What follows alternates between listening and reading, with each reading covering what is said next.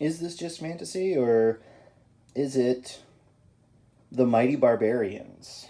So, I didn't know anything about this book starting it, but apparently we are still in the realm of Robert E. Howard, and we can never escape. You could try as you might, but you can never escape. So this is a book from Ablaze, and I think it's the same publisher as Barbaric, which is another contemporary book that I'll definitely be looking at and talking about as far as like fantasy. And it's written by the same guy, Michael Moreci. This guy loves barbarians because I mean, barbaric is definitely got a like barbarian characters at the heart of it. And so does this. Obviously, this is like basically like a superhero group of barbarians. And let's just get into it. So right away, a thing that surprised me here is listing off all these characters, and the first one we have is Cull.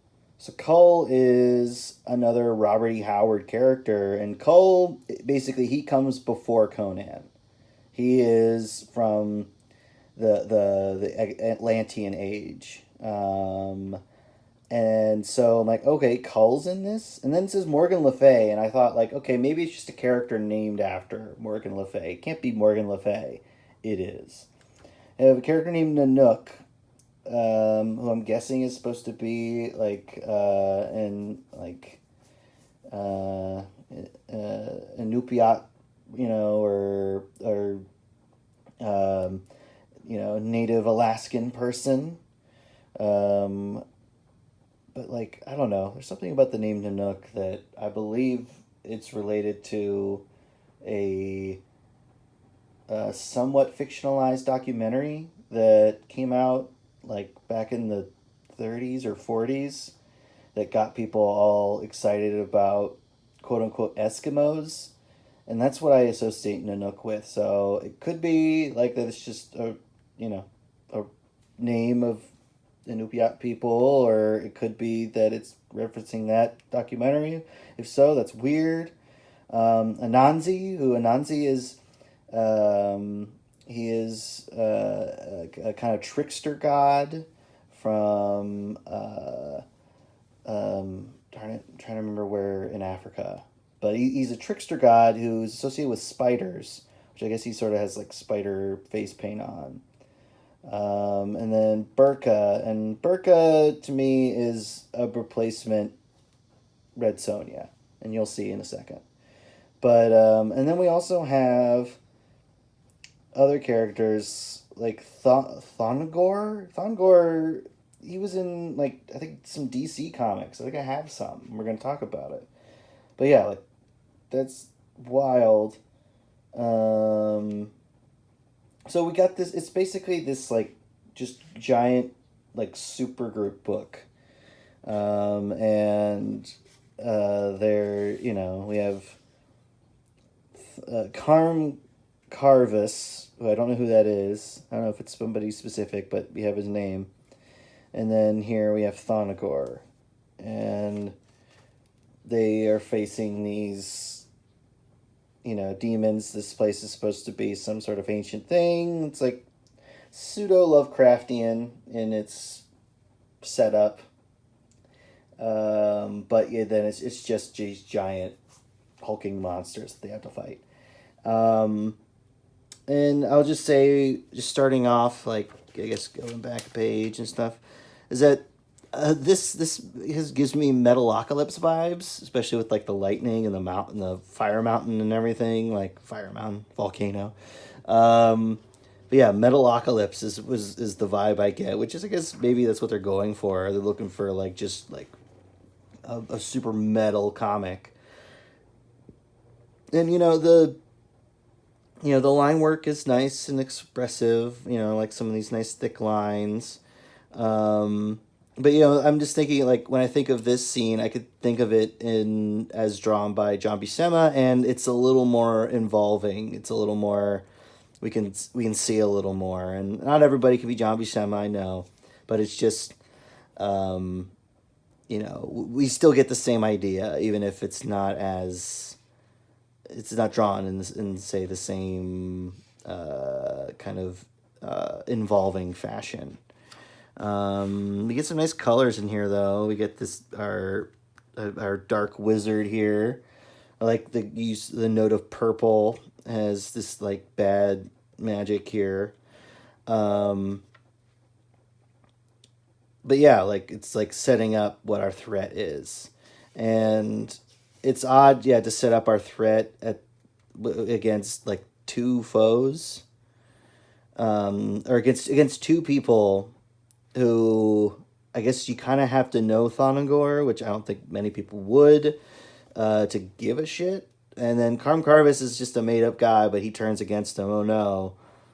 And then we jump to Camelot, and I'm not joking. This is Camelot, and I guess what I'm going to specify is that this is not doesn't take place in just one world. It seems to take place across several realities, and so that's I guess the concept here is it's a multiverse book, which aren't we all? Or don't we all love multiverse stuff? We will always love multiverse stuff. They can just keep making more multiverse stuff. Just more of it, please.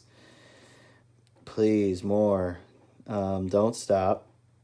Anyway, yeah, and like Lancelot here apparently gets killed.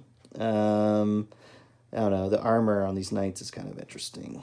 I don't know. But anyway, and then we go and we have Morgan Le Fay and King Arthur. So King Arthur's got big scars on his face. I don't know. I guess it's just a choice here. But we have King Arthur here, and his advisor's Morgan Le Fay. And I'm sorry. I'm not somebody who needs to have their, like, the work be exactly, like, if it's using characters of legend, it needs to fit those legends exactly. You know, legends are living things. They can be mutable.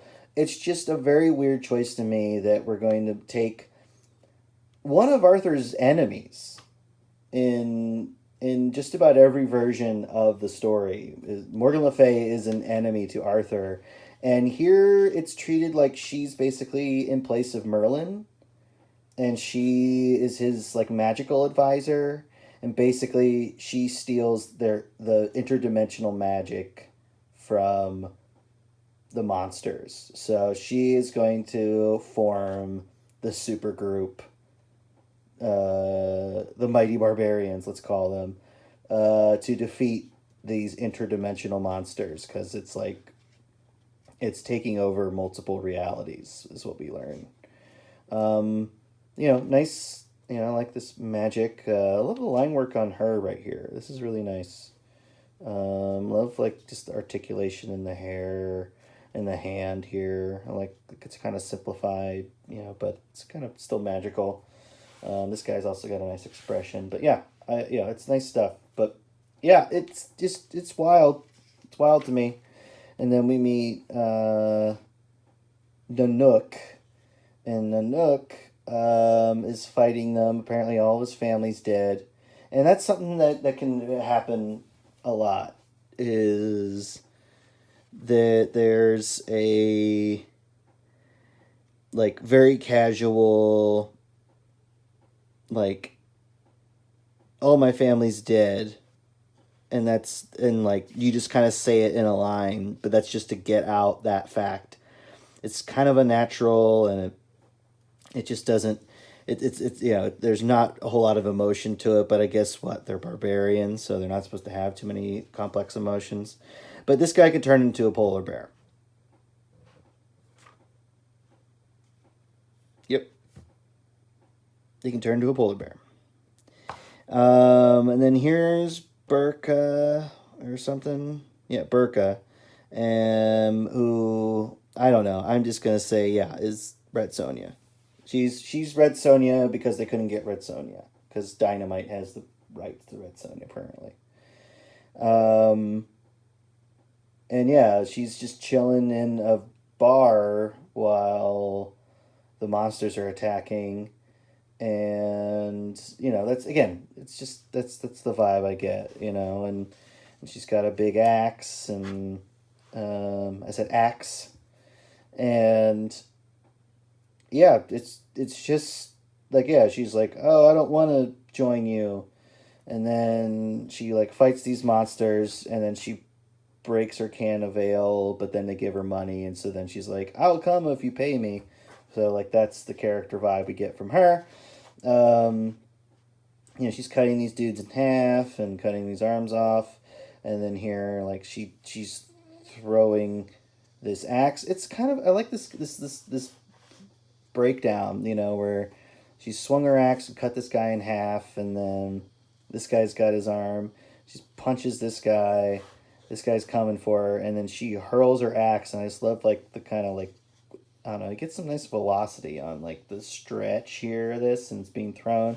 Then we get this tiny little slice panel where I guess it cuts him in half or something, but then it just goes through him and breaks the barrel. But anyway, that's that guy, and then we are in Africa. Unambiguously, we are in Africa. But hey, you know what? It's visual language. It's setting us in place. So it's clearly like, yeah, it's just a fantastical version of our world. But it's also not clear if like the timeline's the same, because Morgan Le Fay doesn't exist and King Arthur wouldn't technically exist in the same timeline as like Conan or Burka, for that matter. Burka is like a Viking lady, apparently. So she's, I guess, not exactly Red Sonja, but whatever. And then this guy can change his form, and like he can look like one of them, but he has funny dialogue with them, and I like the expression on here. I think that's like, I actually like that, and I also like that he's not like just a warrior like all of them, But yeah, he uses subterfuge. I like that. He's a trickster, but he's also not a god. He's just named after the god, which, all right. Yeah, but yeah, everybody's losing their people, and then here we have Kull, and Kull has, all his people are dead, and, he's a king, and they're like, you gotta help us, and he's like, no, but then they come and help him, and he's fighting snake men, which I think these are probably from, like, Kull stories, I don't know. And we got this guy, and he's known to him or something, and they fight. And then, yeah, the mighty barbarians fight. And yeah, they learn from this guy there's a way to defeat it. This is issue 1. Yeah, and here's our hero shot. We got everybody. A little hidden back there. But, he's got a big cloak on. He's cold. Yeah, so that's the issue 1 of Mighty Barbarians. Yeah, I was really surprised with some of the turns it took, and some of the different choices made, and also that it's like a supergroup book. I had no idea. So interesting idea. There is something, and I don't know how much time I want to spend trying to find it, but it's a little thing that Michael Moreci seems to just do, like dialogue wise, and it's a tick that I am not a big fan of, but it's just a thing he continues to do, and here it is. He insists on, like it's over here, not a goddamn thing, but it's God's damn thing. And that's a phrase that, if you say it out loud, is clunky. Not a God's damn thing. And I just think that there's some phrasing that you just need to change that because it's clunky. Because I feel like it should be something, I don't know, like, not a damn thing by the gods or something, like, like you need to change it up. It just doesn't work for me, is what I'm saying. I find little things like that annoying, just because it's like, that's a clunky phrase. Anyway, This is the Mighty Barbarians issue 1, and it's interesting. You know, the art's all right. There's lots of nice lots of action. Although this guy who said he wasn't a warrior before is totally being a warrior right here. I don't know. And that bear is very distorted, very angry. But yeah, it's just, I don't know. It's interesting. And then you see this shit. Felix Delep. This this art is so pretty. Wow. Anyway, yeah, the Mighty Barbarians. They're barbarians. They loot, they plunder, they conquer. That's what they do, and they do it alone until now. So yeah, they're a supergroup. Do I recommend it? I don't know. If it's your vibe, if you what you like what you saw, definitely check it out. I mean, I actually bought more issues of this because this came out a while ago. So I was like, oh, I'll probably like this, and I like all fantasy stuff. So I'll read what I have, and see how I like it. But yeah, we just this is further example that we can't get away from Robert E. Howard. We just can't. Like his work is just in all of this stuff. Don't know. But yeah. If you like what I do and you want to support me, you can get my comics. Side Questers is my fantasy book. It's the project that I have put the most heart and soul into, and I just really love how it's turned out. I have 8 issues of it out for now. And it is a fantasy story about a noble warrior who has to work with and eventually become best friends with a giant lizard man. And it's got comedy, adventure. It is the kind of fantasy story that I would want to read. And you can buy the single volume or the individual issues, or you can just read them on Global Comics. But yeah, if this is something you're into, if it appeals to you, please check it out. I also have my Haxan short story collections. These are related to Side Questers. These are set in the same universe, and they deal with magic users in that universe. And the first set collection here is in black and white. You know, and it's kind of dark tales of magic users, and then the other, you know, and this is much the same, although not as dark. Well, actually, pretty dark. But yeah, they are 60 pages each. This one has 4 stories in it. This one has 3. And they are available for purchase. And you can also read the short stories on Global Comics. If superheroes is your vibe, then I would recommend my book 3-Panel Origin, which is a comedy book that is akin to The Tick, where I create a character and tell their origin in 3 panels. And it's a web comic, so you can find it over on Instagram at 3-Panel Origin. But this is a collection of the first 3 years of stories. And so it's a nice reissued artwork. Like I went and remastered all of it. So it looks even better in print than it does online, frankly. Has some extra matter in the back about like character creation and stuff like that, just like where I come up with some of my ideas. But yeah, it's a lot of fun, and I'm really proud of it. So like you can get this book for yourself. And also related to it is 3PO Comics, which is a set of like short stories in the same world. It's using my ridiculous characters, and you know, I'm also in it pimping my other work here. But yeah, I'm really proud of this, and I think it's a lot of fun. I think it's silly. I put in a bunch of fake ads and stuff in here, and a bunch of fake ads on the back, which I love. But yeah, these are both available for purchase on my website.